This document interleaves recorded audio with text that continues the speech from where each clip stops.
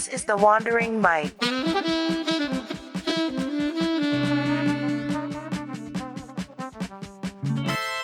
Welcome, everyone, to the Wandering Mind. Today I'm here with Cesar. Hey, Cesar, how's it going?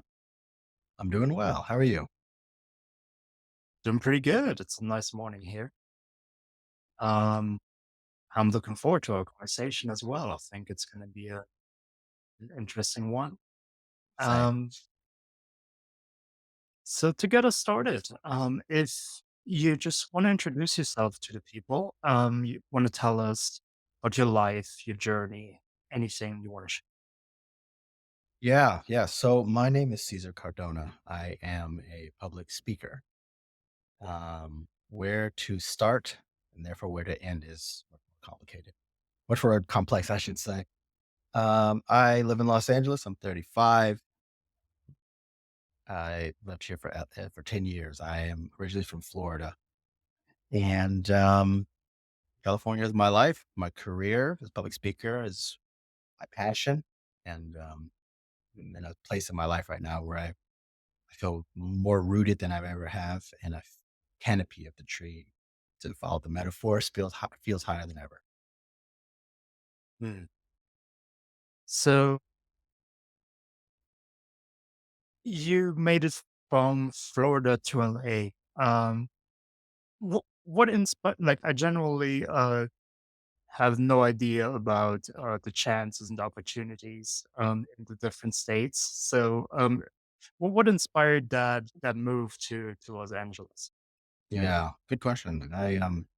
The differences between states can vary vastly. But right now, with social media, the internet, and globalization, things are kind of getting a little more blended, which I'm a fan of in this way because someone like me in the next 5, 10 years, or even today, doesn't have to move somewhere so far to go for their dreams.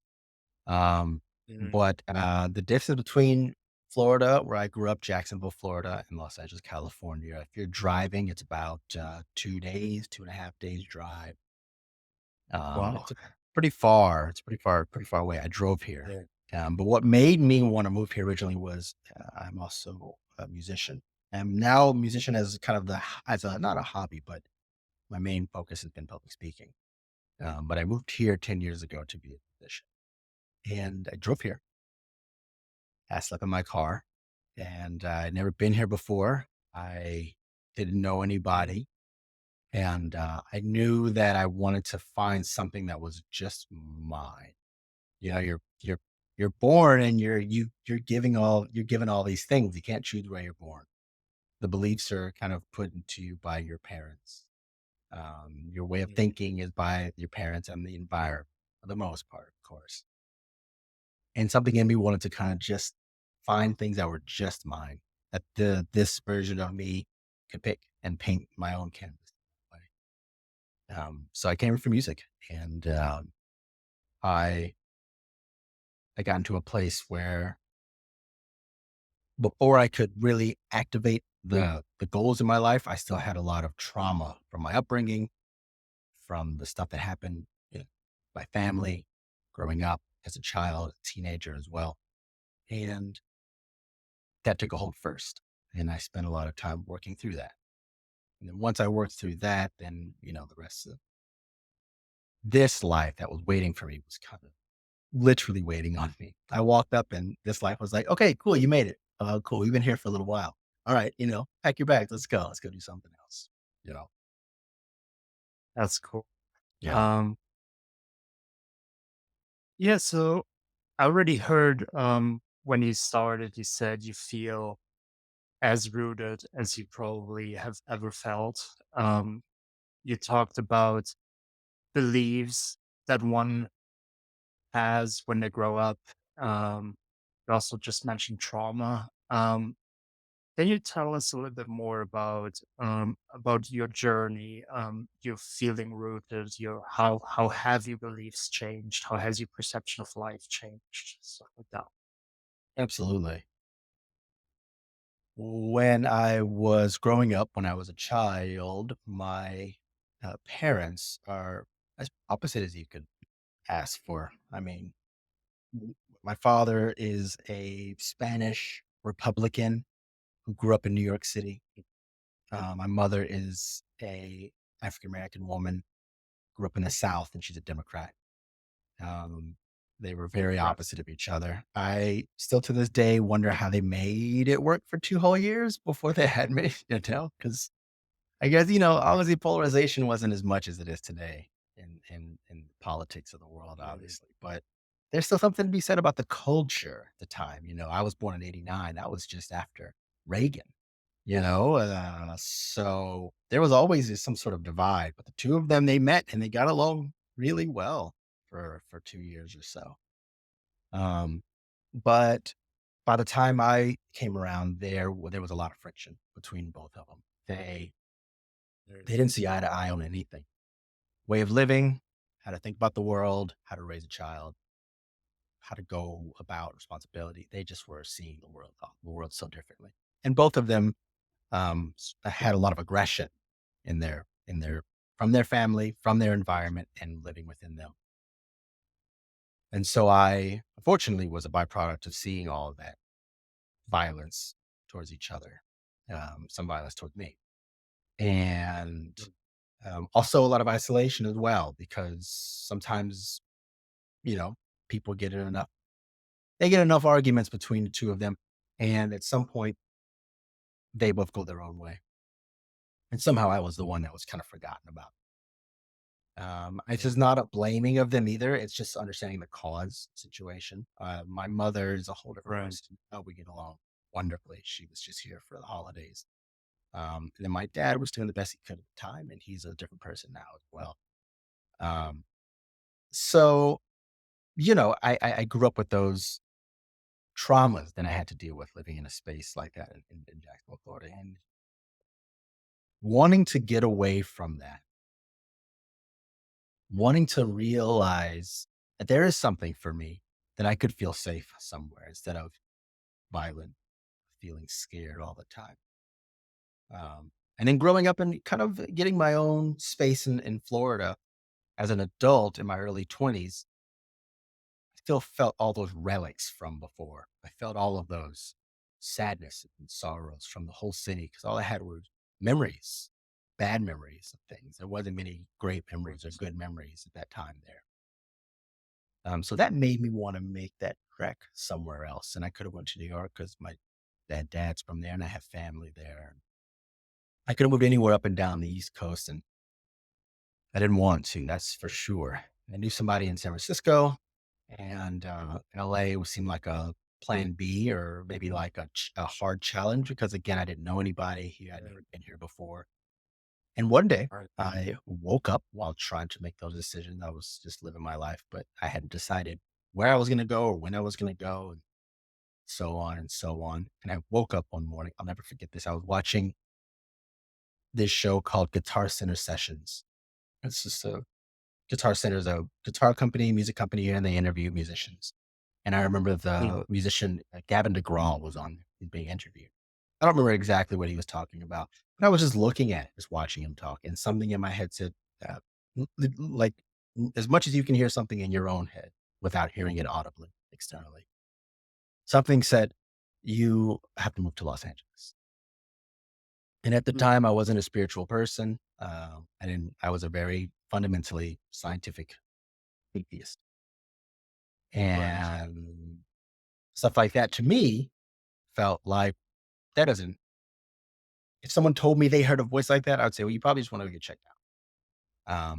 I'm Mm. also not saying atheists feel that way. I'm also not saying people of science all feel that way. I felt, you know, mix Yeah. those two things together in who I am as a person, and that's what you've got as a result. Somebody who's like, that sounds preposterous. Don't waste your time with that.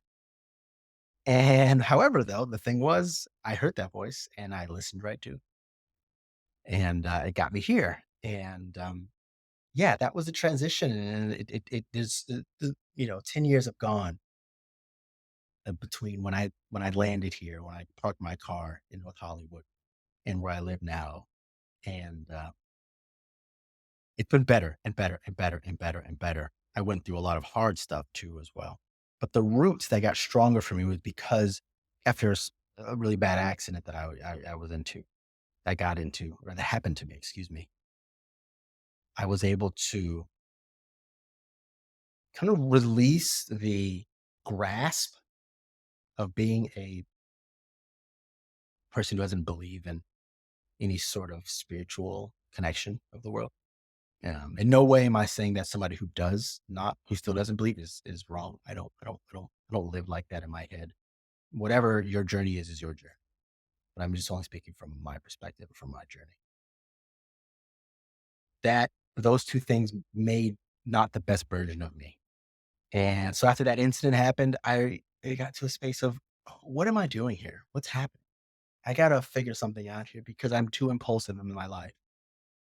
I'm too angry in my life. I'm too isolated in my life. I'm doing too many bad things that are harmful to me.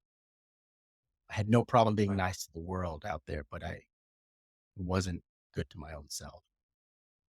And 9 or 10 years of being an atheist just seemed I had enough time now to put the data together in my own life and see where the pattern. And I was like, I gotta go through something else. I don't know what it is. And it's hard to do that too, because how many people in the world, most people identify what they believe with what they believe. Excuse me. Most people identify themselves with what they believe.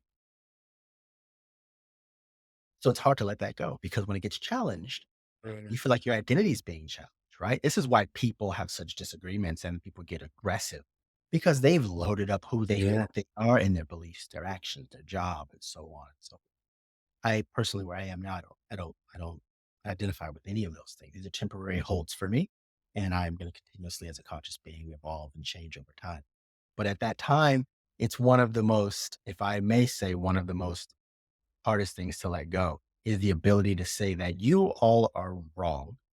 I have more knowledge than you because it's based on something that is materialistic and practical science, which is still beautiful as can be because we're having this conversation. Mm. It's Yeah. hard to let that go. I mean, do you find yourself letting that go? Like, have you had something in your life that you've held on to that you're like, I don't want to let this thing go, but it might not be the best, you know? Definitely. I mean, I feel like everyone has these things, whatever it may be. If it is materialistic, if it is beliefs and ideas, and like you said, you summed it up pretty perfectly. It's instead thinking of it's me, not it's a belief I hold, but it is me. So by challenging that belief, I'm basically challenging myself. And um, what I love though, because from the get go, we can really hear basically the journey that you've been through in the way that you communicate, because you can really hear that rootedness. You can hear how you reflect on these things now with the knowledge you have now. Also, the understanding which with you explained what happened with your parents. You know, a lot of people probably even later in life don't have that understanding yet. Oh, this was the cause, and they're just frustrated of like the things that happened. But you basically have this understanding. You have understanding of how people work, and basically by having that understanding, yeah, don't really feel frustrated, but just accept how things are. Can you go more into detail on how then your journey developed to where you got all these insights and where you basically now are as balanced as you seem? Yeah. Yeah.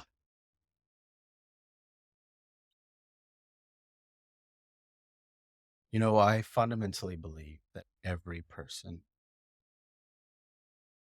has the same amount of wisdom as any other person, has the same amount of beautiful purity, robust vastness or vitality of life, just waiting to be released within them. The same way a rose bush Right. doesn't have roses in it at the moment, it still has the life of the rosebud living within it. And I think every person has that also. Um, what I found is that my way into it has been my ability to let go of the things that I thought I needed to be, or I thought that were meant for me in order to attract the things that will benefit. And what I mean by that is you start on this road trip of life. And when you start, someone has given you, again, luggage galore. Yeah. And instead of going, you know, down the road for hours upon hours, days upon days, weeks upon weeks, instead of trying to find out why you're holding on to all this luggage, there's something freeing about releasing some of it. I give you a sweater because where we are is cold. And then do you wear that in the desert? You don't. Sometimes you got to Right. release these things off. Um, so what got me to this stage is the releasing of things. As a Buddhist, right, we have the word nirvana, right? And most people know this Mhm. word, nirvana. Nirvana, the word is Sanskrit. It means to extinguish, to put out, right? Like putting out a fire of some sort.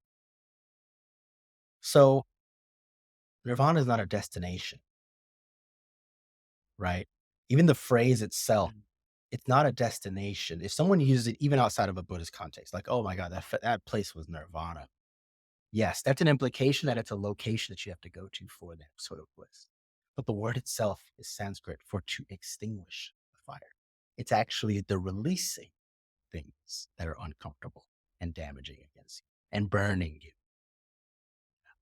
In the Western cultures, we have afterlife. People believe in heaven or they believe in nothing, or they believe if they're, a little more practical, somewhere they got to go for it. But a word like nirvana is realizing that the joy comes in of the peeling away the pains in the world. There's something more blissful about letting stuff go than there is taking on something new because eventually that new thing is going to change because everything in life changes. So if you're grasping onto it while it changes, you're going to be dissatisfied because the thing that you loved about it is going to change it. That also doesn't mean that you have to throw it away either, but you have to realize its nature of change. And the releasing of that expectation of it staying the same is what the actual joy is. So when I got to a point of becoming a Buddhist, I started meditating. And I realized that I didn't have to be every single one of my thoughts in my life. Every Mhm. impulse didn't have to be examined and taken on. I didn't have to follow every single one of those. I didn't have to follow 99.9% of them. It freed me up. Instead of being upset that I'm getting dirt in my shoes in this garden, it freed me up to look and see the endless, endless level of bouquets waiting for me to walk through. It's just a psychological shift. And that shift is what got me to feeling more rooted. It's so ironic how letting go gives you more. And that's life in general, right? The two things always come together: night, day, good, bad, left, right, red, blue. We're making this cycle go every single day of life, right? The two opposites seem like opposites, but they're just inverted versions of each other. It's ironic that me letting those things go gave me much more. And then while having so much more, I'm still like, this is fine where it is. And if it doesn't, then that's fine too. Calming my mind to answer your question in a more practical sense now, the calming of my mind allowed me to see things clearer. The waters of my mind clear so you can see through it easier. And then that makes me get to that makes all the things that you're holding in your thoughts become clearer. Why am I this way? Why do I think this way? Whose voice is that telling me I can't do something in my mind? Did I make that voice up? Or is it my parents or my grandparents, my aunts, my uncle, my neighbors, my teacher? Who does that voice sound like? You know? And maybe just be able to investigate that. And in the Buddhist practice, we have a deity called Manjushri. And Manjushri, excuse me, Manjushri, he has a sword over his head and he's like kind of dancing. And there's like sometimes the sword's on fire. And it's a really cool symbolic deity.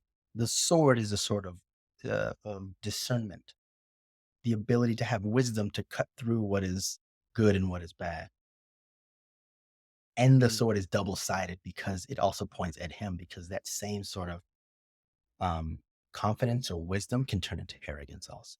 So there's a balance there, right? And that's one of I have a big Buddhist Tanka painting on the wall over there at Manjushri. And it always reminds me of this. Once I calmed the mind down and once I got to be able to see all of these things, then I could use that sort of discernment and say, oh, this is not helping. This doesn't help me. This doesn't help the world. Let's release these things as much as possible. And then to go back to the practical again, just my results of living life work better. I'm also a personal trainer, boxing trainer. I teach taught boxing for the last 8 years, and public Mm. speaking has benefited in that way as well. I'm more of a public speaker than I am a boxing trainer, but my of every single output that I've wanted in my life now has just came compounded and came back more and more and more because I've been able to calm myself and be discernful about only including the things in my life that bring me peace inside and in peace to the outside world also. I hope that answers your question. It does. It really does. And it touched on some things that I would also love to go into more detail because it is things that I'm passionate about, but maybe don't know as much yet as I would want to. And these things are meditation, and these things are also Buddhism. Um, so I did meditation relatively regularly when I was younger. I also saw that, especially mindfulness meditation, helped me a lot. Like you described, pretty much calming myself, and maybe because that's also something I personally experience. It's not like, or for me, I meditated 10, 15 minutes. Immediately after, I kind of felt very good, but I couldn't really grasp on what it did for me specifically. But then you can kind of see from the way your life goes, right? In hindsight, you're like, oh, this moment I didn't lash out, or oh, this moment I didn't react in a uh, emotional way. I just like kind of stayed calm. And so for me, I see the things meditation does a lot in hindsight rather than in the moment itself. But as it is something I'm passionate about, I just want to hear your experience with it as well. And let me try and ask this more as a question. So did you um how hard was it in the beginning for you to accept meditation, to like say this is something that I really want to do that is helping me? And then um yes, maybe just tell us a little bit more about the positive things that you that came from meditation for you. God, dude, like meditation. Oh my goodness. Oh, when I talk to people and they're like, meditation is hard. I can't think of nothing. There's a chuckle that comes Mm. because first off, I know exactly what you're feeling. I totally get it. Secondly, it's a fundamental misunderstanding of thinking you're supposed to think about nothing. And that's not the case. That's not it at all. I don't know that you're saying this. I'm not saying that you're saying this, but people often will say, I can't think of nothing. Great. Neither can I. So we're the good. We Mm. started off on the same foot, you know? um, Yeah. so you asked two questions, how it was to start and then how it's benefited me. To start off was super challenging. I tried it once when I was in my like 2021 maybe in Florida. again, I didn't know what I was supposed to do. So I remember sitting down in my room trying to think of nothing. Nothing happened, literally. Nothing beneficial happened. Right. And I was like, all right, well, can I cuss on this podcast? Yes, you can. Yeah, okay. I was like, all right, well, fuck that. This is not gonna work. This is not for me, man. I'm gonna go have a beer, whatever. Especially at that time, I'm a sober person now, but I was a heavy drinker back. And so when I got here, about a month when I moved to Los Angeles. I was still sleeping in my car, but I was going out to bars and meeting people. And I would meet girls and women, and they let me stay at their place. And I met one woman. She was amazing. We still touching with each other once in a while, see how we're doing. She, one day with like, there's a guided meditation we can do. And at this time, again, don't keep in mind, I was an atheist, no spiritual, no nothing, whatever. She was highly spiritual. We got along in different ways, not in psychological ways. And so she plays the video of us to meditate. And I remember it was maybe 10 minutes or so. It felt like an eternity. It Mm. was so much. It was so much. It was so much. I remember sitting there like, oh, the things we do for women we're interested in. Like, let me pull back on that. The things we do for someone we're interested in. It doesn't have to be male to woman. It could be any variation, right? Oh, and then we opened our eyes and she turns to me. She's like, how was that? And I looked her right in the eye and I said, I mean, it's cool. It's cool. Great. And I don't, whatever. And and I can look back on it now and see what it was, but at the time you don't, right? And Buddhism, we call our and brain monkey mind, the thing that's always thinking. Any person who's listening to this right now, give yourself, 5 seconds and try to think of nothing whatsoever. You're guaranteed to do something.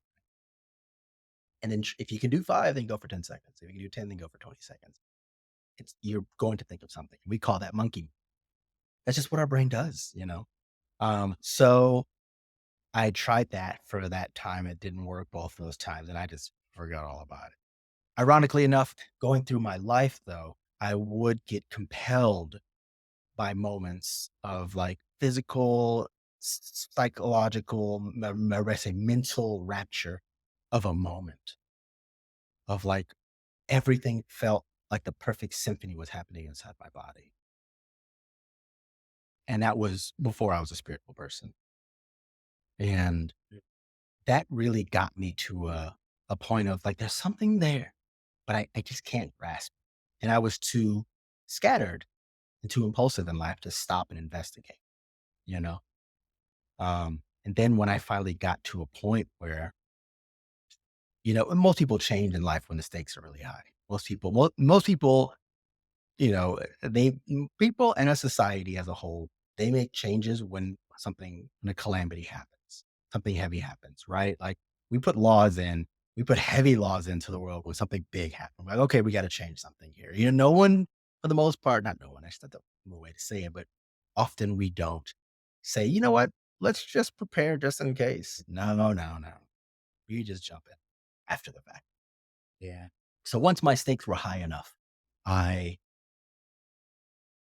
I was able to just work on meditating the best way I can. And it started off very simple. And this is the same way I tell people now for meditating. If anybody listening, and you haven't meditated or you want to learn, I would say the same thing. 3 minutes is fine. 6 minutes is fine. Just meet yourself right where you are. That's totally fine. You don't need to give yourself the entire whale catch, you know? Just put your hand in the water and pick up a minnow. You don't have to do all of the whole thing. And everything we do in life is like that. You do take on the entire day at 8 a.m. right then and there. Oh, you incrementally start with breakfast and then you go to lunch. And then, like we do this yeah, naturally. I'm 35. Am I 5 years old and I jumped straight to 35? No, it was small incremental steps. Um, so take that 3 minutes, 6 minutes. If you want to do 9 minutes, 10 minutes, whatever. But just be satisfied where you are. Be kind to yourself in that. And when you feel inclined to do another minute on top, then do the extra minute. And if you don't. Just meet yourself right there. Be kinder to yourself, a better friend to yourself, and the benefits will show. And then for me, to answer the second part of your question, the parts that I saw that changed so much more was my calm demeanor. I was never a calm person before. I always still have the vitality in me, and I'm still very lit up about life, as I have always been. Um, but the other side of calmness, I didn't have. I still speak pretty fast, but I had the ability to speak slower if I need to as a public speaker. I didn't have that. I talked way faster than you and every guy just couldn't stop.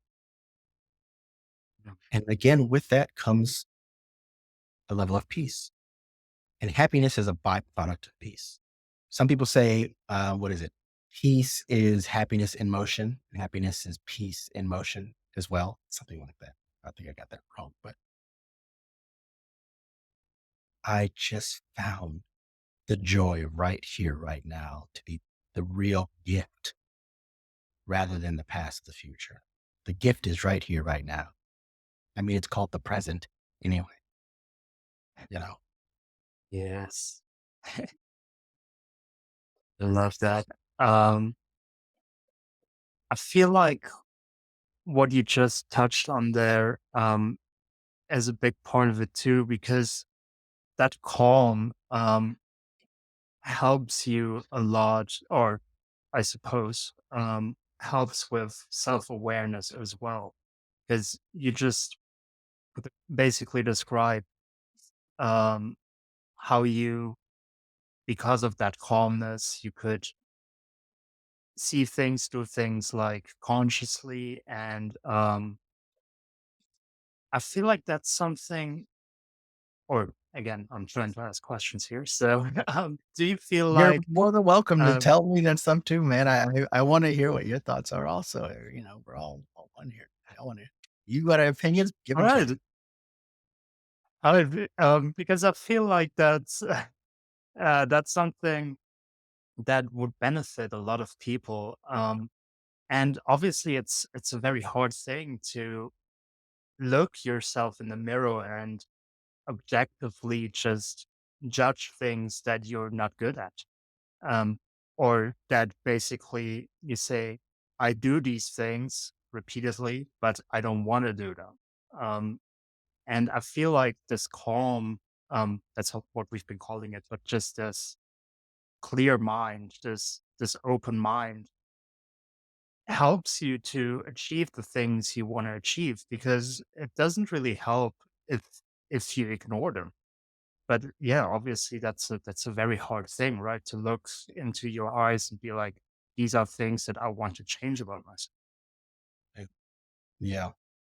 Yes, I would agree. It's probably one of the hardest things for us as a society. We just don't like change, which is so ironic because the entirety of nature is changing. The entire universe is constantly changing.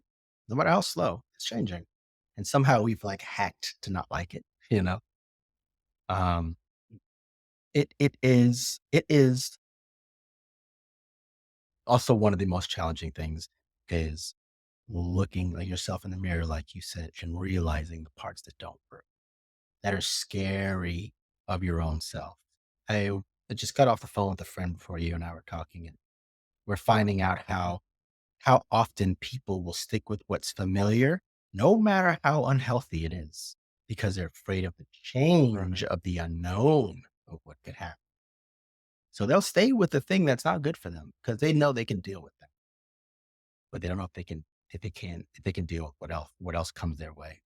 Which secret, by the way, you can, you can. You've gotten here so far. You can actually.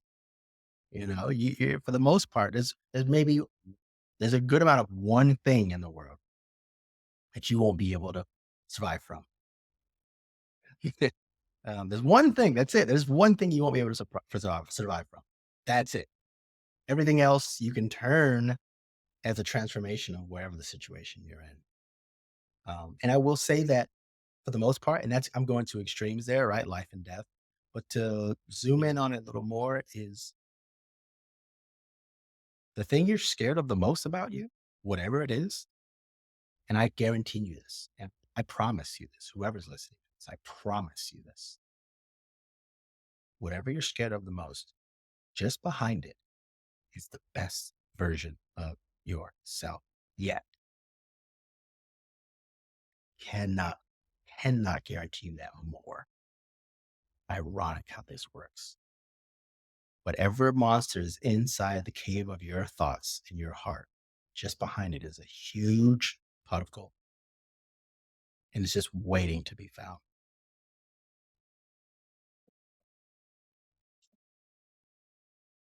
Yes, I also, mm, I mean, obviously, like you said as well with life and death, if I'm afraid to get hit by a bus, that's an obvious and right Right. fear. Right. But um, if it's more abstract fears, I kind of felt like there's a reason why that fear is popping into my head. You know, someone else might not be, oh, I'm afraid to speak in front of a lot of people.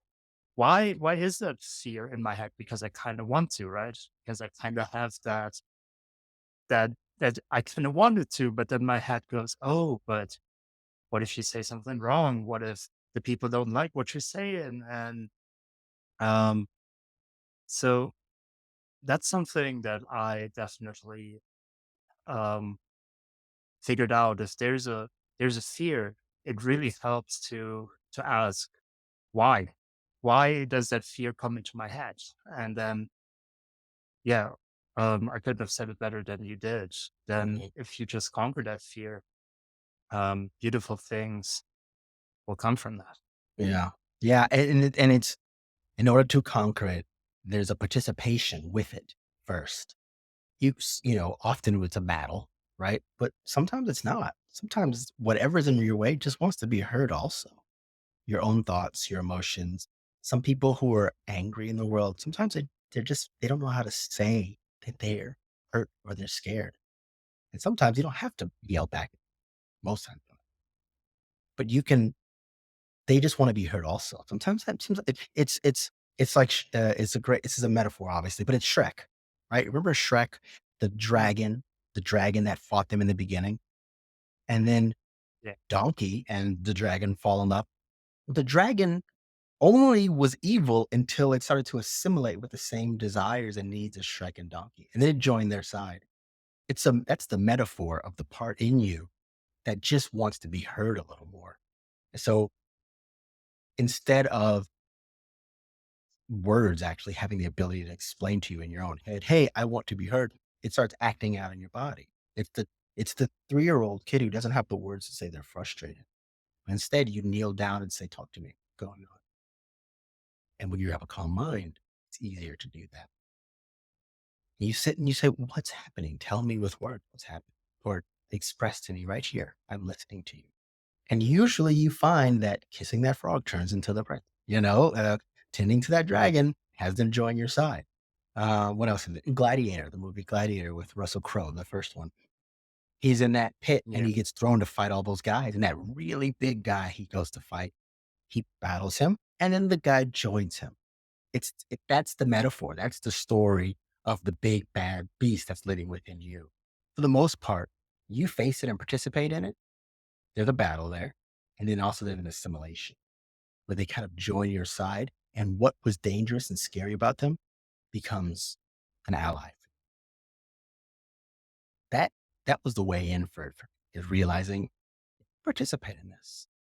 I'm gonna I'm gonna benefit from this because I'm only gonna be stronger, clearer, and I'll have this sort of part of me on my side.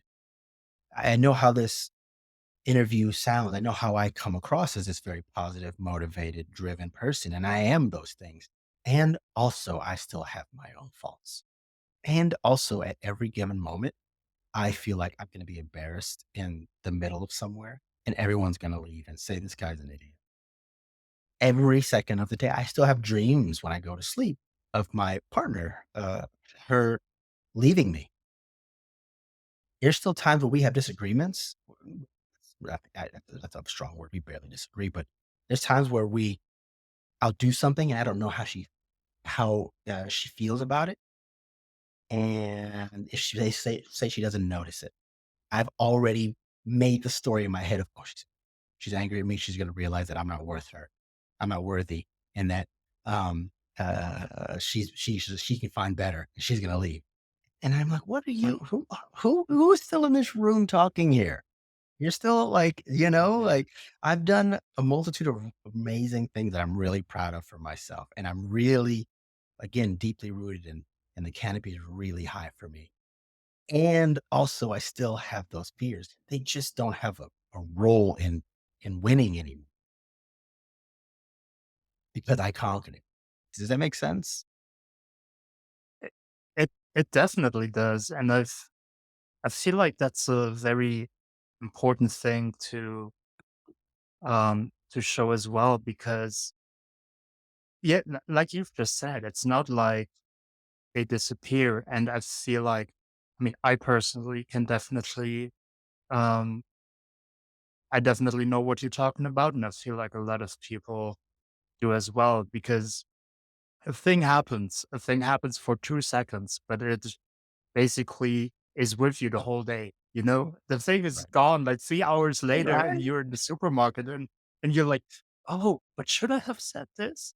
Oh But my gosh. and it's haunting you the whole day. I definitely know what you're talking about, Yeah. and even though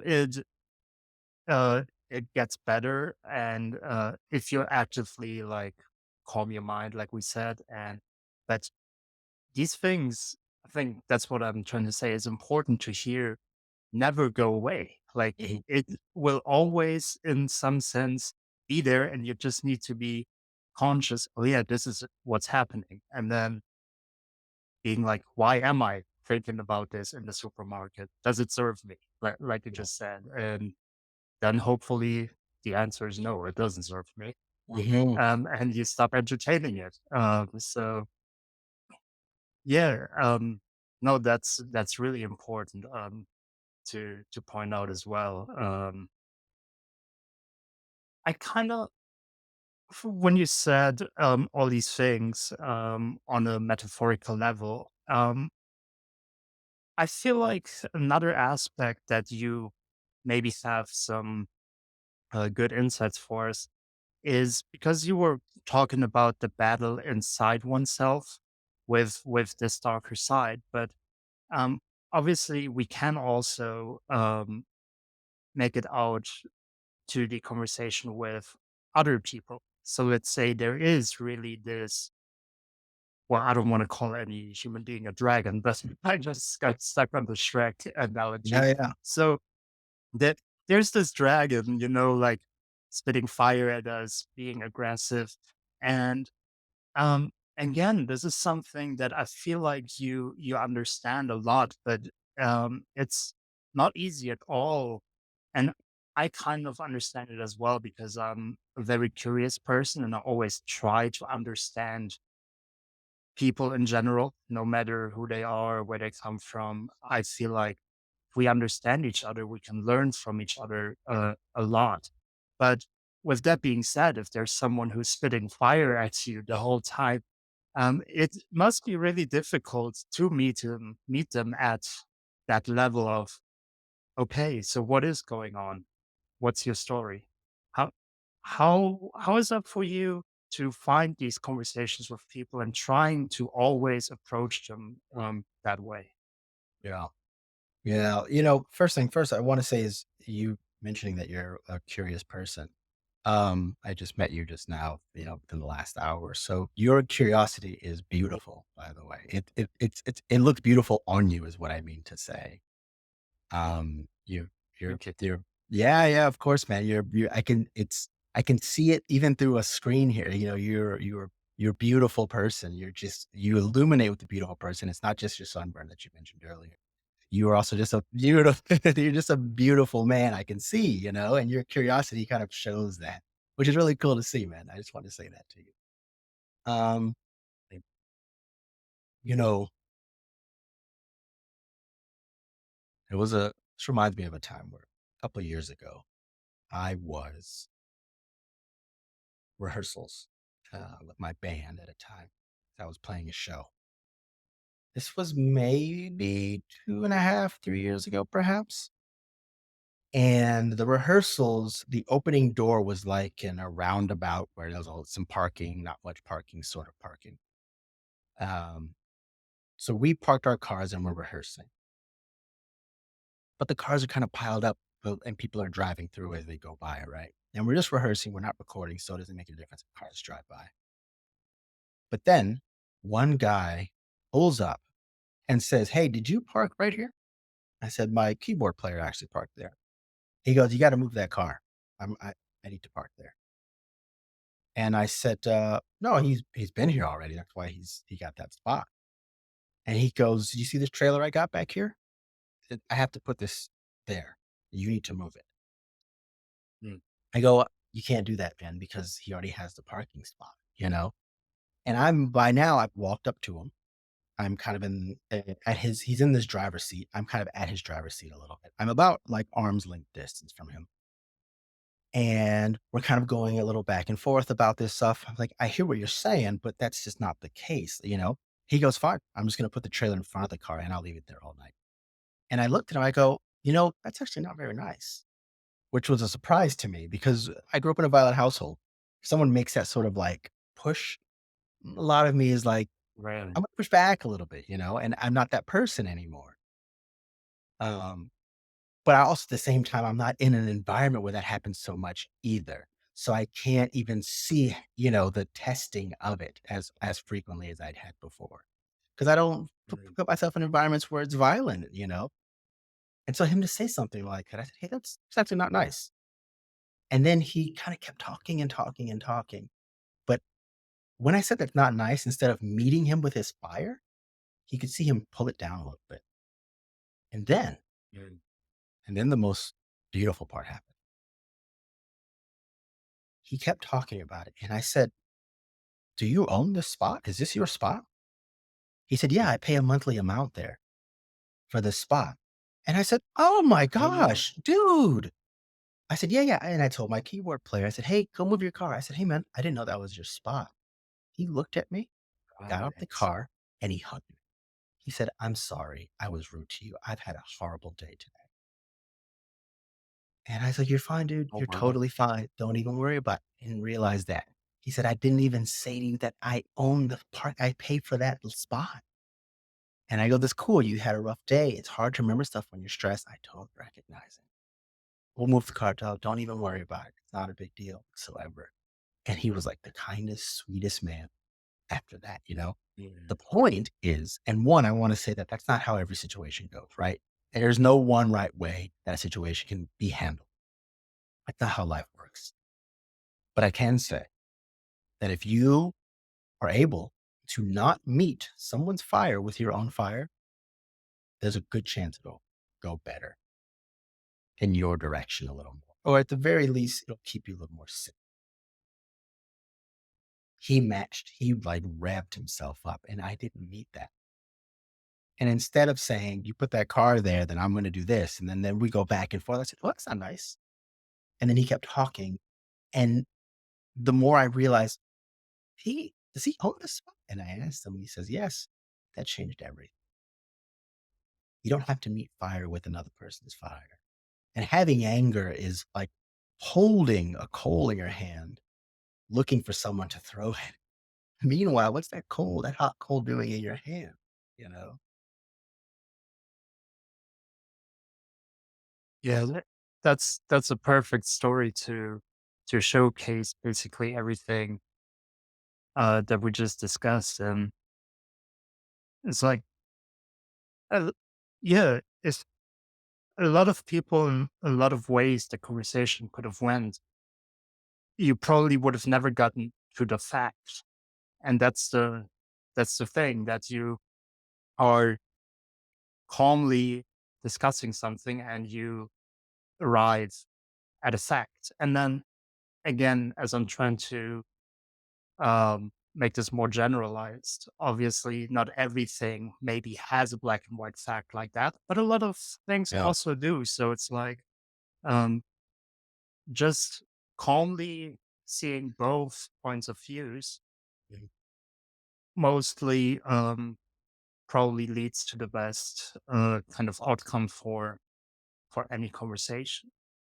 And um, let me ask you this as we kind of had this fire analogy going. Do you feel like um, not only media per se, but just society in general, like the way we communicate on a broad scale today, is a lot more fire than it should be, than it needs to Yeah, be? absolutely, without question. I often try to stay away from absolutes as much as possible. This is an app. Absolutely. There's a million different ways we can find conflict resolution than without being more friction with each other. And to go to the point of like, yes, you're right. A lot of scenarios aren't going to be black and white. Even the gray area, at the very least, in that gray area, you can start to just see someone who's upset and assume, you know what? They're speaking from a place that's traumatic. And that's Mm, that. I don't have to respond to it. I don't have to. Okay. Understandable. Go. And I can go. I can move somewhere else. I can leave somewhere else. I can um, stay present with them and not respond in a harmful way. Let's just make the assumption and give the benefit of the doubt that the person actually didn't wake up this morning and said, "When I find that person, I'm going to make them miserable," because that's right. probably not the case. So let's just give the assumption that that person has a trauma from something before that they're speaking from. That doesn't make them a bad person. It just makes them a hurt person. So, um, going to what you're saying about society with all of this friction, there's tons of it. Zooming way out of it, it's almost expected because we have technology now and we're seeing all different kinds of cultures interact with others. And by default, people are going to rub against each other the wrong way because the way we talk, the way we think, the way we perceive life, they're all different. So, of course, people are going to have a little bit of friction between each other. Totally understandable. You're guaranteed that regardless, especially when you mix anything, you're guaranteed some sort of friction, right? Um, Mm, and then zooming into it, you have things like the media that thrive off of division. The media wants you, and I'm not even faulting them for it. I just recognize what they're doing. They just want you to be on alert. It's in our nature as animals, as evolved animals, from our ancestors who looked across the desert and the Serengeti and the forest. And we need to know what's fearful out there so we can make sure our tribe, our hut, our people are safe. And we still have that in us. And the media, the news, social media, so on and so forth, they're going to tap into that. I get why they would do it. Their desire is viewership, therefore money. Understandable. That's their job. I would be surprised if that wasn't their job, you know? Um, mm, so, okay, great. Understandable. The point is after that is that now we have to realize that and understand that we don't need to be so divisive. There's plenty of us. There's plenty in this world that we can benefit each other. I'm sorry, that we can benefit for and with each other. There is endless amount of division you're being shown on all of the devices, without question. What they're not showing you are all the data of things that are progressing really well in the world. There's a whole website. It's called Information is Beautiful. And they have a subsection in the website called Beautiful News. And it's daily information of statistically data driven source news that is working really well in the world about the economy, about the climate, about personal freedoms, about child hunger, about teenage pregnancy, about sickness, about famine, about food source, about education, about civil rights, and so on and so forth. All stats based on data showing all the trends of things that are getting better. Not one time are any of those shown on the news. I'm also not saying that divisive stuff isn't real, but it's incomplete, is probably the best way to say it. Nobody's incorrect. Everybody is incomplete. at the same time. So if we want to stay and be divisive, that is a right, especially in a democracy. That is a right to be divisive. And in addition to that, whoever's listening to this that wants that, I would say to you, fine. How you feel right now when you're upset, expect that for the rest of your life. And if you're okay with that, fine. Probably guess you're not, but if you are, okay, understand. Progress is on the side of democracy over and over again because democracy is about freedom of mixing in. And because initially we have that friction, ultimately we learn how to work together. The people who we disagree with now, if we read them the laws of something from 300 years ago, they would say, that sounds horrible. And we would say, so we think so too. That's an implication. That's a signal that we have evolved while still disagreeing. The left foot and the right foot of the bicycle pedal. One's down, one's up, one's down, so on and so on. Once we get to a stage where we realize that, in my opinion, one, what you need to make you find actual joy, not pleasure, joy is within and not outside in the world. It's within you. Once we get to that, once anybody gets to that, and then two, once we realize that every bit of information you're given is incomplete information, and the other side has also other incomplete information, and neither are incorrect, then we will start to benefit. Takes time. And again, by that state, by that data on beautiful news of the website, information is beautiful, shows we are going in a better direction, but the division is still there without question. And we're not going to expedite it to the better of society until we learn how to work with each other, listen to each other, assume that we don't know everything.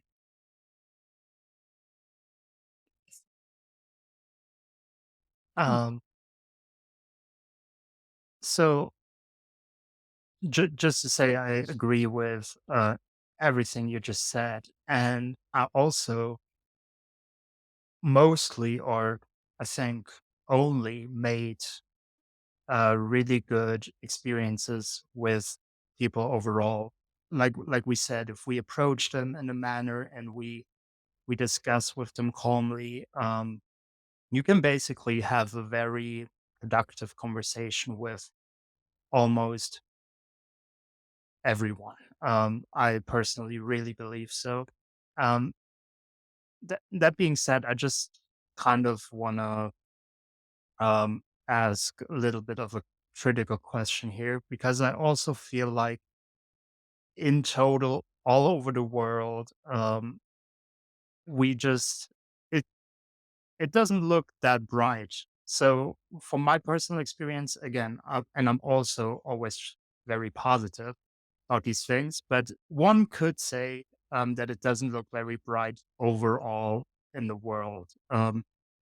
Do you um, feel this vision that you just kind of laid onto us? Do you feel that realistic that we as a whole can come to that kind of communication with each other and basically unify on a broad scale? Um, yes and no, obviously, because not obviously, but yes and no. Mhm. Yes and no, because one, just by default of nature, you're going to have the opposites, the pairing of the opposites, and it's not opposites on the end of of a line; it's two ends of a circle, because that's what happens. The cycle goes around and around. There's a phenomenon called the horseshoe phenomenon, and it's about a way of thinking, an ideology going so far over one direction, it ends up coming back to the other side. And speaking from a political standpoint, people who voted for somebody who was really far, far left in the 2020 election voted for Donald Trump in the far, far right. Some people did. I'm not one of those Right. people, but I know people who were like, I agree with them on stuff. And then they went the full other way. And that's what's called the horseshoe effect. So that lets me know that it's not an end of a seesaw. It's just two ends of a circle that goes around and around. Um, so once we recognize that, yeah, we start to see that more often. And with social media, this information is available to us. We start to see the cycle going on and on. So it makes me say no in a way of you're guaranteed another side because even you as a person will go around in some sort of fashion. And so no one stands on one side of the ship will tip over. You know, that's not how it Yeah. works, you know? So you're guaranteed that whatever you put out, there'll be a response that comes through without question. What the bigger question that comes from me is how is the friction? How does the friction occur? How is the friction shown? Is it shown by violence? Is it shown by aggression? Is it shown by just conversation and ideology? Is it shown by death, murder, war? Or is it shown by legislation? How is it shown? How has that friction been shown, right? That's when I adhere to the data that we show of we have a large population, the most largest population on the planet. We've never had this many people, at least to record. These people, there is a lot of suffering in the world without question. There is a lot of struggle that we're still figuring out. And life expectancy has almost doubled in the last 300 years. And Mm. world hunger has decreased. And people die less from illnesses and sickness. And women have more rights than ever. None of that is saying that it's perfect because we're getting there. Women still need way more rights. We can have a lot less deaths happen. We can have a lot less world hunger. We can have a lot less wars without question. But when you look at the scope of it, I'm sorry, when you look at the scale of it, when you zoom out and look at the scale of it, you can see there's still a bunch of progress that's still happening over time.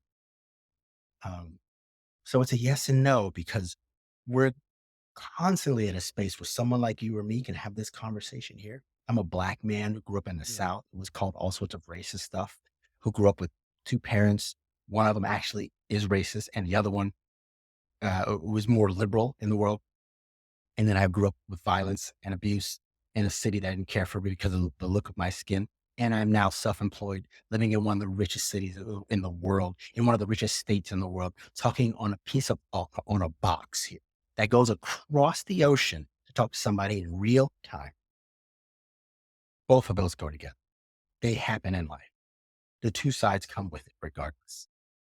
So it's a yes and no where we have so much progress where you and I can have this kind of conversation and somebody anywhere in the world can listen to this. That's amazing progress and gain some insight for their own self.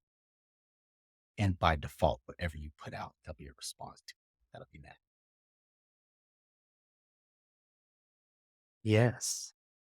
That that's very, very beautiful. And because it's realistic, it's not ignoring any facts. It's just, yeah, Yeah. stating how things are. Um, I kind of want to bring it back um, to you personally again, because I kind of feel like it fits with what we just discussed as well.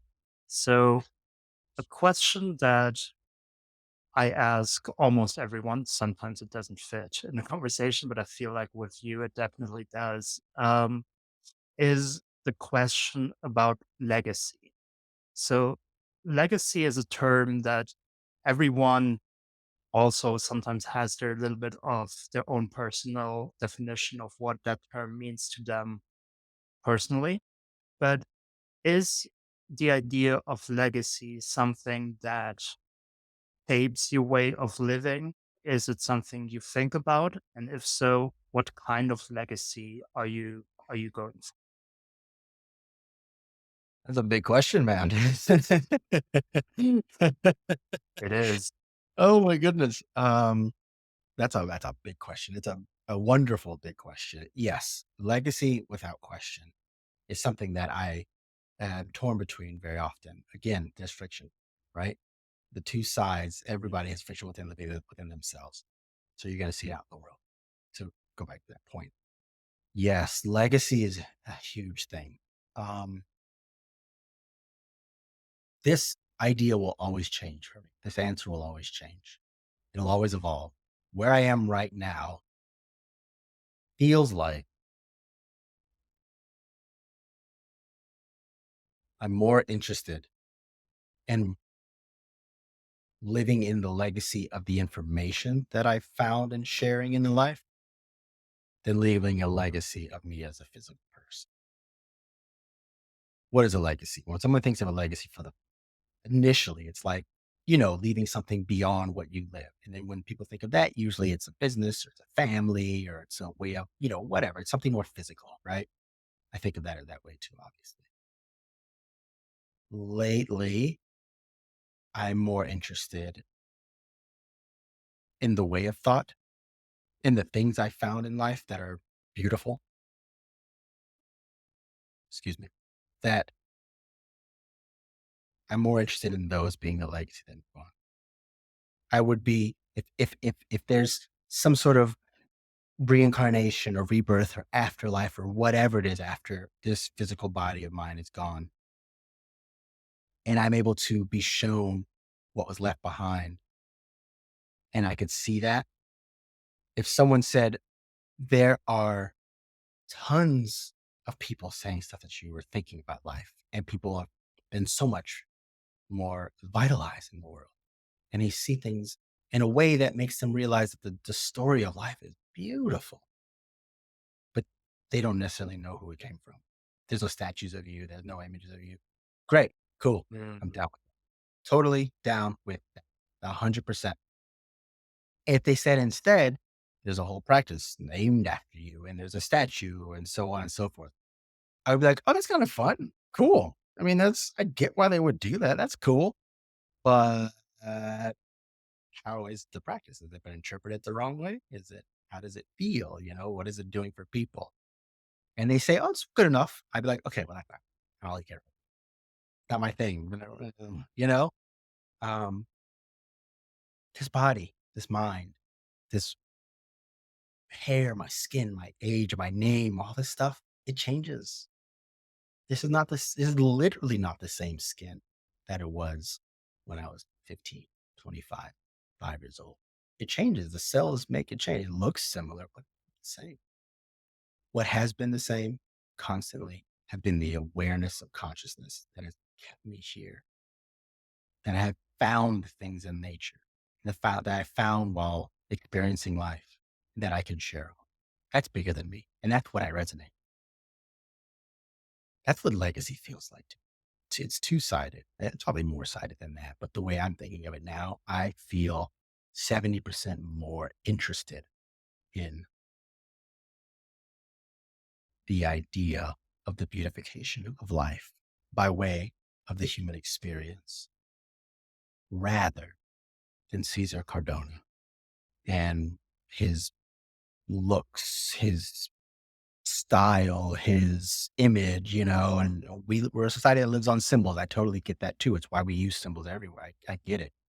That's why it's still not a 0% thing for me, but I'm more interested in people just moving on with this thing and whatever it is, changing with the times too. I'm going on another tangent here about this, but what I'm saying right here, right now is like the best thing that could work right here, right now. But 5,000 years from now, it's going to change. And it should change with the mind of the person and the people. It shouldn't stick with me. It's ego. I don't Right. want that. I don't want that at all. Yeah. Um, maybe to have that as a final question because we talked about a lot of beautiful things and we touched on a lot of things already. Um, but something that really resonated with me in your answer just now was you were talking about if people take away that the story of life is beautiful. Do you just want to say a few words towards that? What exactly do you personally mean by that? The story of life is beautiful. Yeah. Yeah. Whoever's listening to this right now, who you are, where you are a sitting or standing or laying down vessel of, and I'm being really raw here, of meat in your body. You are that. That's what you are, meat and bones, covered in liquid water and ran on electricity. Put electricity and water anywhere else in the world, they don't go together well. Doesn't work well together. Mhm. But it's happening inside your body every second of the day. And you are aware of that. You can think of the image of smoke going over top of water. And as you're thinking of it right now, you can realize you're thinking about it. And then at some point, you do enough thinking and hours go by, that same body and mind is going to turn you off to go to sleep. And then it's going to show you movies that you can't Right. predict, but you're going to start in those movies. We call them dreams. And then at some point, those dreams are going to stop. You're going to experience absence, deep sleep. It's not the absence of consciousness, it is the consciousness of absence. And then you're going to wake up and you're going to do it again consistently for hopefully decades. And it's going to change all the time. But the only thing that's going to be the same the entire time, from the moment you took your first breath to the moment you have your last breath, is the conscious awareness of all of that happening. That is effortlessly beautiful.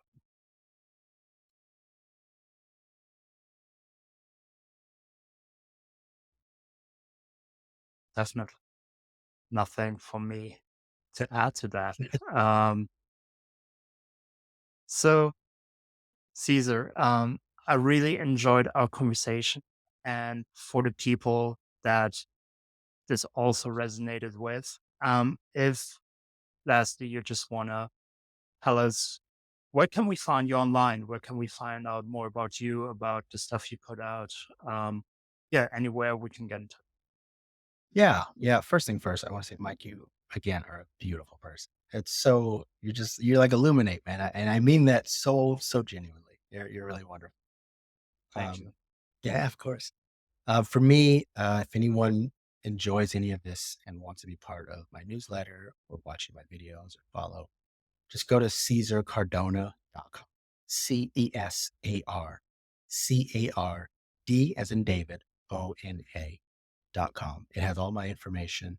And you can join the newsletter. It has the videos of my talks. I have writings as well. I get published in magazines for writing things I think about like this. And again, studying stats and data. Um, CesarCardona.com. Go there, reach out to me. Every person I've ever met is nothing but a neighbor. There's no strangers to me. Nice. So I'll definitely put that link in the description as well, so y'all can find it easily. And yes, Caesar, thank you very much for your time as well. Thank you for your presence, sharing your experiences, your insights. I really enjoyed this. This was a cool one. Thank you, man. I appreciate that. And I appreciate you so much. Thank you for having me. Of course. All right. Enjoy the rest of your day. And with that, bye everyone.